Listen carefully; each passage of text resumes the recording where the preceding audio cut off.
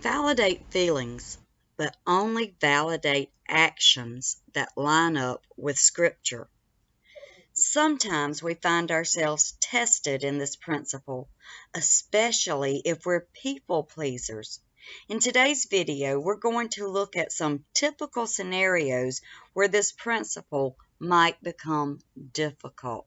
So go ahead, get your notebook, get your pen, get you a beverage, and turn off your phones. Close any other browsers that might be open. Be prepared to listen.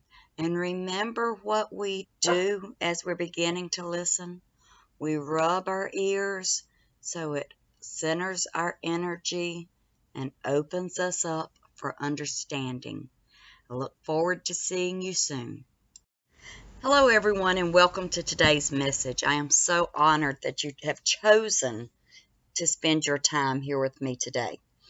I am Regina Sanders, and I'm an accredited life coach. I received my accreditation through IACCC, and I chose to do this after battling stage 3 colon cancer and winning. Today I am cancer-free and loving life, and chose to live my best life and to help you do that as well. Here at Live Your Best Life Coaching, we focus on health and wellness, relationships, as well as ministry. So, if you feel like you need some help in these areas, I believe we all do, then please reach out to me. I am here for you. I'm also an author. My published works can be found at Amazon.com and BarnesandNoble.com. I am an ordained minister, a public speaker, a wife, and a mother. And again, I am honored that you are here with me today. And just pay close attention. Today's message really touches my heart. This is our continuation in our series that we were doing, that is on how to listen so that people will talk. And I think we all need to know how to listen so people will talk. For much of my life, I thought I was a great listener, and found out that I didn't listen quite as well as I thought I did. And so I started studying and practicing and learning to become a better listener. And I want to share with you today just some of the steps that I've taken to become that better listener. So again, if you haven't already paused the video and got your notebook and your pen and your beverage, do so now. If you haven't rubbed your ears, do so now, because I really want you to understand what is being said. This is going to enrich your personal life with your personal relationships, your life in ministry. As you know, even when I say in ministry, that doesn't necessarily mean that you're a pastor or that you're in a leadership role in church, but this is going to strengthen those communal relationships, the community relationships that you have within your churches. It's going to strengthen the relationships with your children. And it is something that you can carry over and put into practice in everyday life as well as business life. These are very important concepts that we're looking at today, and I just want you to take away so much. You are so valuable, so valuable. And this is free. I am bringing this to you because you are valuable, because you are worthy, and because you are loved. So let's get ready to move right into today's teaching. So in our first scenario that we're going to look at, it's going to be concerning listening to a friend complain about her marriage. We've all been there. We've all done that. And, hopefully we've grown and don't complain about our marriages anymore. But whichever side of the coin that we're on, one key truth that we need to keep in mind is that the company we keep greatly influences the promises that we keep. Now remember, You made a promise. You made even more than a promise. You took a vow when you got married. So let's look at this. Often when we girlfriends get together, one of us is going to start criticizing our husbands. And in an effort to validate, it's real easy to get sucked into enabling the husband bashing. This was a case for a girl we're going to call Tori. Tori was having lunch with her friend, we'll call her Shelley. As the two women sat at an outdoor cafe, Shelley began to tell Tori about the current problem she was facing in her marriage. Can't you just imagine it?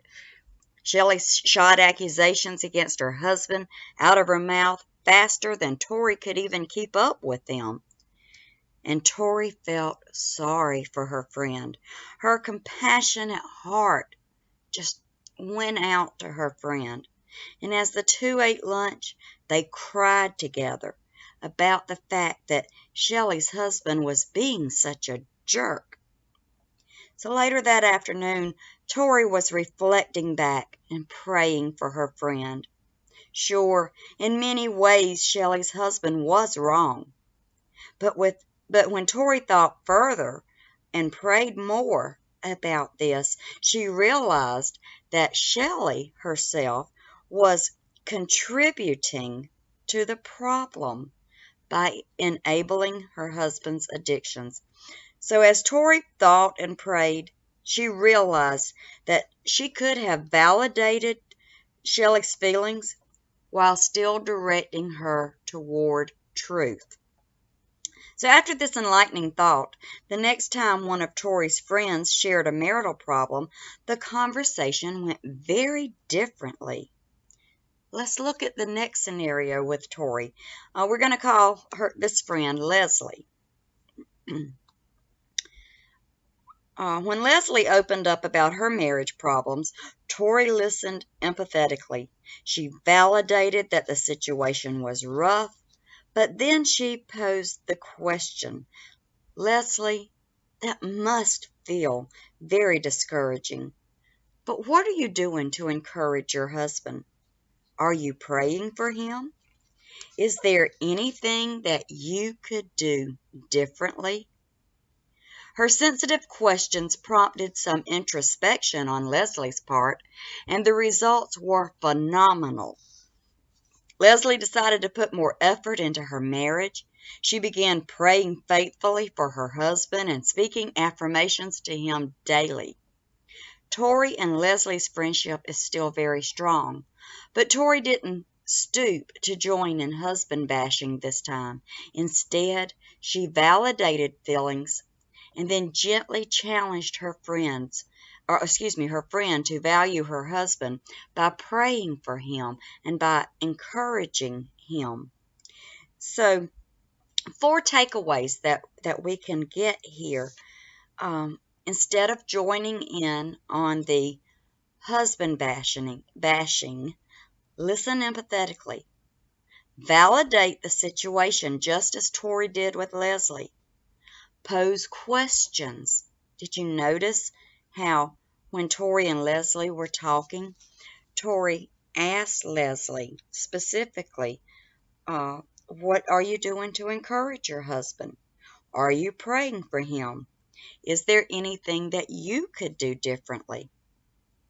And then pray faithfully for your friends. Pray faithfully. This is very important. This is very key in all of our relationships. And you notice she didn't tear Tori down. Tori didn't tear Leslie down. She didn't say, you shouldn't be bashing your husband. She validated what she was feeling. She validated it in her statement, Leslie, that must feel discouraging. So she had validation of the feelings, not validation of the action of tearing down the husband or bashing the husband. And instead, she posed questions and then she prayed faithfully. So those are our takeaways from this particular scenario.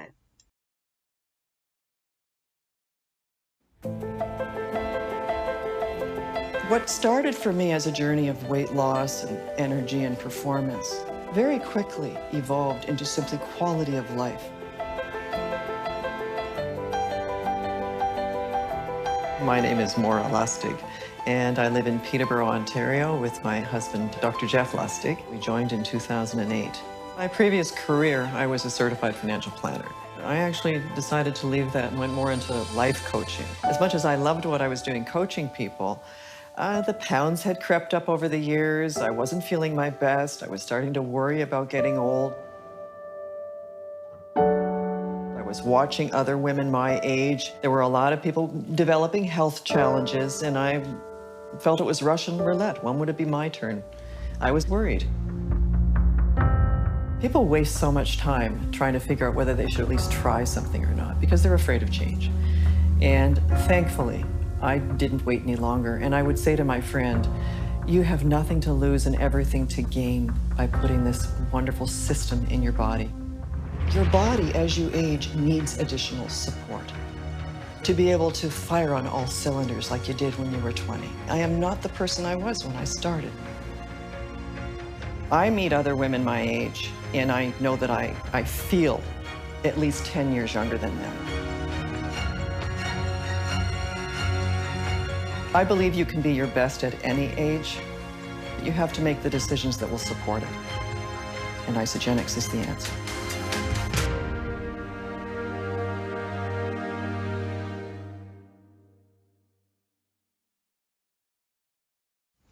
Now, I know y'all knew that we were going to hit on this next topic. It's discussed everywhere, whether you're in school. I believe it's discussed some there. It's discussed in churches. It's discussed at different events. It's discussed in business team meetings. Wherever we look, we run into this. And of course, we've got to discuss it here, where we're learning how to listen so that people will talk.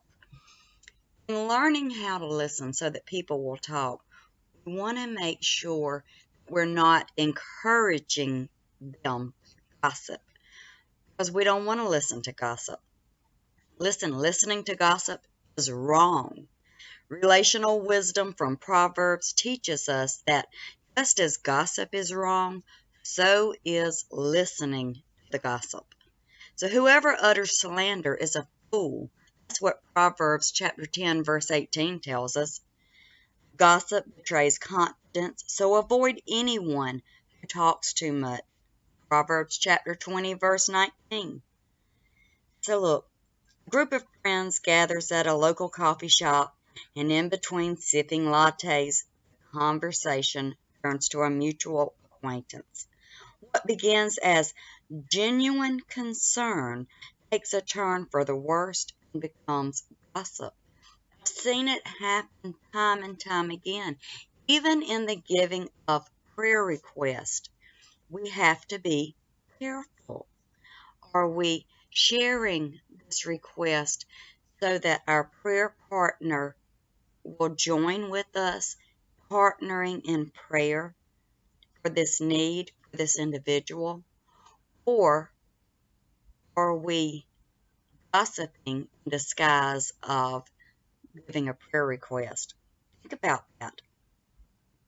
What do you do when this happens? Do you listen and validate the concern that's expressed? Do you quickly turn the conversation toward prayer and suggest that everyone bow their heads in the coffee shop and start praying right then, right at that moment? You sit quietly and ignore what's happening with the hopes that the conversation is going to end? Or do you blow the whistle and call your friends out on gossiping? How do you know when something is a concern and when it's gossip? Is there a certain way to distinguish this? Well, one way, the tipping point, is when the conversation becomes dishonoring of someone. We don't ever want to dishonor another. Honor begets honor. Likewise, dishonor begets dishonor.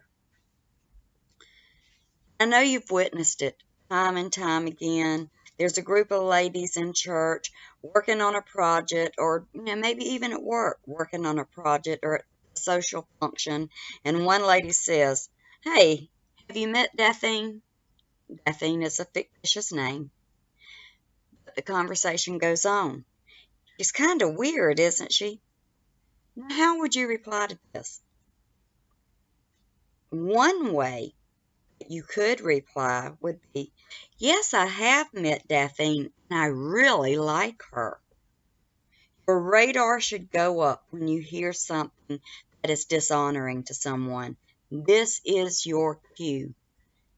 Isn't it great? The Holy Spirit loves us enough that He'll steer us away, equip us with how to handle these situations. When you reply as described in the example, the conversation should immediately shift. In this example, without saying so, you send the clear message that you're not going to enter into gossip. You don't have to shame the person who's gossiping. You can use a soft tone and change the subject, or say something honoring about the person who is the victim of the gossip. If the person gossiping is a close friend and gossiping seems to be a repeated pattern, you just gently say, "Hey, I'm uncomfortable with talking about someone behind her back. Let's hold each other accountable to only say what's honoring about others, okay?" Girlfriends are invaluable. We empathize with each other and we feel with each other. In our caring, let's also gently encourage each other to mirror Jesus' listening style more effectively. One trait we can emulate is Jesus' compassion, especially when others are hurting. That is the exact time when it is essential that we carry each other's burdens. All of us walk through seasons of pain, and during those seasons, an empathetic listening ear can go a long way. Remember, you know when to listen and when to shut it off by that cue. Is what is being said bringing honor to someone, or is it dishonoring? If it is in any way dishonoring, then by all means, shut it off. You can do it politely, but shut it off. Because gossip is a trap. It's going to take you down a road, and guess what? If your friend is gossiping with you about someone else, when you're not there, guess who she's gossiping about? That's right, you. Don't give them the fuel. Nip it in the bud immediately. Let them know this is not okay. I don't want to talk about others. I'm not going to talk about others behind their back. Not going to happen. Again, let's go back over what Proverbs teaches us. It teaches us, one, that gossiping is wrong, that listening to gossip is wrong. It goes as far as to say that whoever utters a slander is a fool, that gossip, number one, betrays confidence, so we should avoid it at all costs. Avoid gossip at all costs. Because guess what? Nobody's going to want you to listen to them if they know you're participating in gossip. Trust will be broken. Confidentiality will be broken. And they won't be able to open up to you. So, learning to be a good listener, one that someone will open up to and talk to, always hold confidence very valuable, because that's a very valuable commodity. Don't share what's being told to you.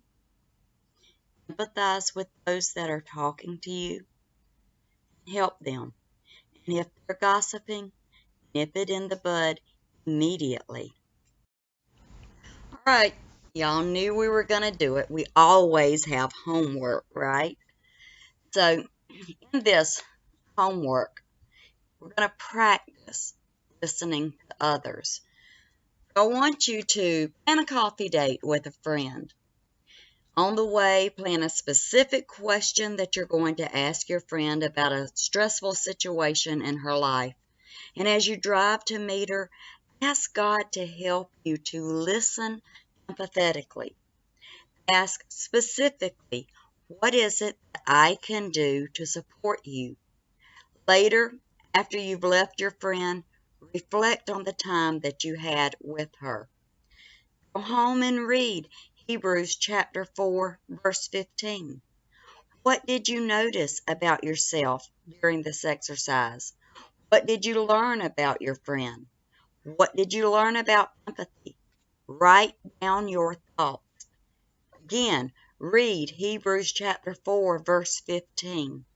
Now, what does this verse teach about the way that Jesus empathizes with us? In what ways have you tangibly experienced Christ's empathy? Document that. Write it down.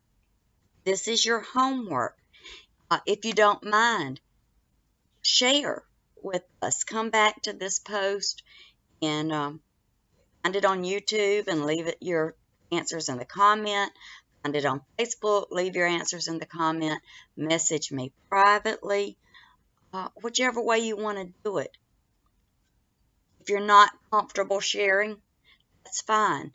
Make sure that you do the exercise and write down everything that you were told to write down, because at a later time you're going to go back and you're going to reflect upon this. You're going to see where you were at that time, how well you listened, didn't listen, and it's going to give you clues how you can improve your listening skills. So please do this homework.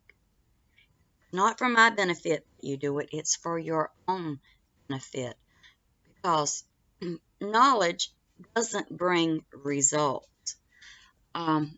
They just don't. It doesn't. It's the application of the knowledge that brings results. Let me say that again. Knowledge doesn't bring results. The application of the knowledge is what brings the results. That's why I give you homework, so that you can apply what you've learned in these lessons. So, watch the video again. Make sure you've got all your notes in order, and schedule that coffee date with your friend. Take the steps that we listed out. This is going to be very important. It's going to drive it home. This is your moment. You've waited long enough. You've often thought, you were a great listener. I know, me too. And then I learned the truth.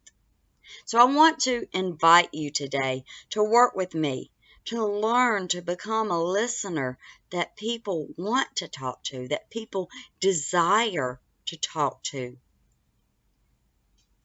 How can you do that? You can do that by going to the link to schedule your free session today. But do it now. Time is of the urgency. Don't put this off. That link is http://bit.ly//2ODQP1J. Pause your screen so you can write it down. I will put this link in the comments so that it's shareable. But listen, do it now. Schedule your free session. It's not going to cost you anything. We'll talk with one another. I'll listen to you empathetically. And we'll see if it's even possible for us to work together.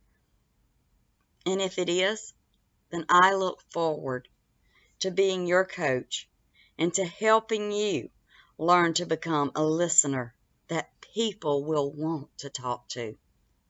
I look forward to hearing from you soon. God bless you.